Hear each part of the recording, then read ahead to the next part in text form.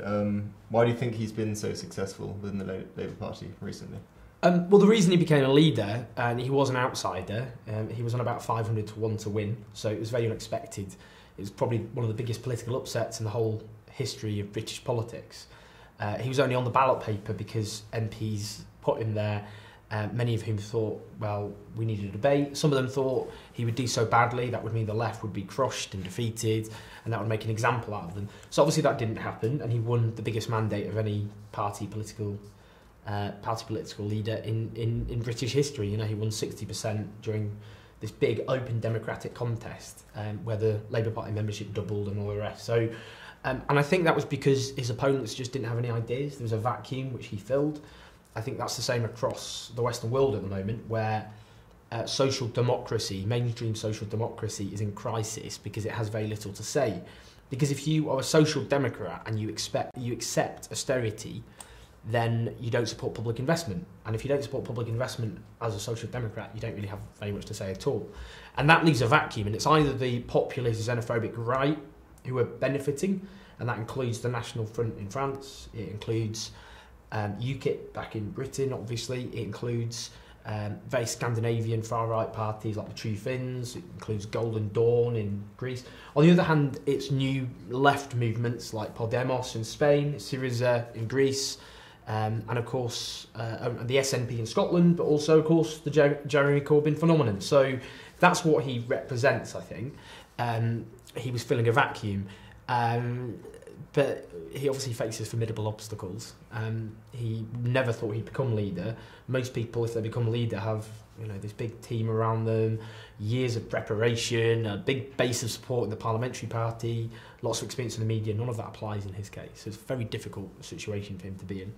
Continuing on the topic of Jeremy Corbyn, of course the general election's a long way away, but do you think he has any chance of becoming Prime Minister? Labour faces formidable obstacles. I mean, just lots of reasons anyway, because things like the Conservatives are changing the electoral boundaries, which will further benefit them. They've changed the rules on voter registration, which will disproportionately displace voters who are more likely to vote Labour, poorer voters, private tenants, younger voters and so on.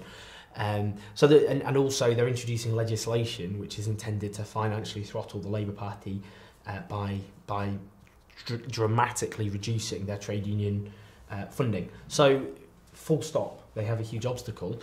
And Jeremy Corbyn, his leadership, the danger is that he's faced such an onslaught. As soon as he became leader, the Conservative Party said Labour is now a threat to national security, economic security and the security of your families. And that sounds so laughable, but it does make an impact out there. And if you don't define yourself, you will be defined by your enemies instead. And he's faced a huge torrent of abuse and demonisation from the media.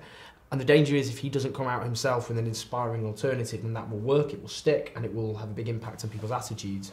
He has to build a very broad coalition of low-income and middle-income people together, not just the poorest people in society. He's got to show he can do that. So he faces, all sorts of problems. Can't just be anti-austerity. He has to be pro something else. What does he want the economy and society to look like? So there's lots of challenges he faces. But yeah, of course, huge odds are stacked against him. But I suppose odds were stacked against him becoming Labour leader. Politics is very unpredictable. The election is a very long time away, as you say, and who knows what will happen. Maybe someone else will be leader by then. I don't know. And do you think, considering the devastating losses in Scotland, there are 30-something seats lost by Labour, do you think Corbyn needs to win back Scotland to win the election? It's difficult to see how Labour can form a majority as things stand without Scotland. I mean, they lost 40 out of 41 seats in Scotland, which is a pretty phenomenal loss. The Scottish National Party went from 6 seats in 2010 to 56 seats 5 years later, and Scotland only has 59 seats. So it was a absolute phenomenal battering received by Labour, as well as the other parties, of course, in Scotland, the Lib Dems and the Conservatives, who stuck with 1 seat, to be fair, because they would have been wiped out. It's very difficult because the danger is, as well, is one of the reasons the Conservatives won a majority at the last election is there was a fear of a Labour government propped up by the Scottish National Party. The whole idea of, you're a party committed to breaking up the country will prop you up, and the impact that will have. So it makes it very difficult. But Labour, they have committed.